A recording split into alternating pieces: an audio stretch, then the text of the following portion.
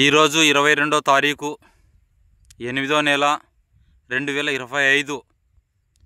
ఈరోజు శుక్రవారము సాయంత్రం 5 గంటల సమయం దాటింది. ఆంధ్రప్రదేశ్ తెలంగాణలో పోలీసు వారు ఏదన్నా దౌర్జన్యం, అనవసరంగా తప్పుడు కేసులు, మిమ్మల్ని ఏదైనా హింసిస్తుంటే జీవంగల దేవుడు ఒక ఆయన ఉన్నాడు. ఒక్కడే దేవుడు ఈ భూమి మీద. యేసుక్రీస్తు ప్రభు చనిపోతే తిరిగి లేపిన దేవుడే దేవుడు, ఇంకో దేవుడు లేడు. కొన్ని న్యాయస్థానాలు ఉన్నాయి సామాన్యులకు. ఆంధ్రప్రదేశ్ ఇన్స్టిట్యూట్ లోకాయుక్త, ఆంధ్రప్రదేశ్ మానవ హక్కులు అనే న్యాయస్థానాలు ఉంటాయి. ఆంధ్రప్రదేశ్లో ఉంటాయి, తెలంగాణలో ఉంటాయి. ఆంధ్రప్రదేశ్ మానవ హక్కులకు తెల్ల పేపర్ తీసుకుని అయ్యా అని రాస్తే ఖచ్చితంగా 50% న్యాయం జరిగే అవకాశం ఉంది. 100% అంటే జీవంగల దేవుడు ఒక్కడే చేయగలుగుతాడు. ఈ భూమి మీద ఏ మనుషుడు చేయలేడు.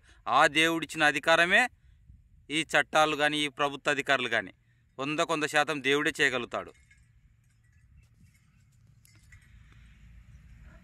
ఆంధ్రప్రదేశ్ ఇన్స్టిట్యూట్ లోకాయుక్తలో ఖచ్చితంగా నేను 200 కోట్ల దాకా పన్నులు ప్రభుత్వ అధికారులపైన కంప్లైంట్ చేశాను. లోకాయుక్త న్యాయస్థానం చేపించింది. మాకు సంపూర్ణమైన నమ్మకం ఉంది దేవుడు ఆ న్యాయస్థానం అధికారుల జడ్జీల ద్వారా చేపిస్తాడని.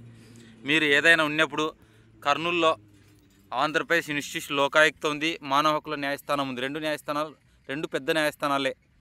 ప్రభుత్వ అధికారులు మీకు ఏదైనా పని చేయకపోతే అధికారులపైన కంప్లైంట్ ఇవ్వచ్చు. ఆంధ్రప్రదేశ్ ఇన్స్టిట్యూట్ లోకాయుక్త లేదు, ప్రైవేటు మీరు కోర్టుకోవచ్చు, ప్రైవేట్ కేసు వేసుకోవచ్చు, మీ ఇష్టం ఏదైనా. కానీ పోలీసు వారు దౌర్జన్యం చేసినప్పుడు మేము కానీ సపోర్టు ఇస్తాం, మర్చిపోకండి. మా సెల్ నెంబరు 9304 56 35 39.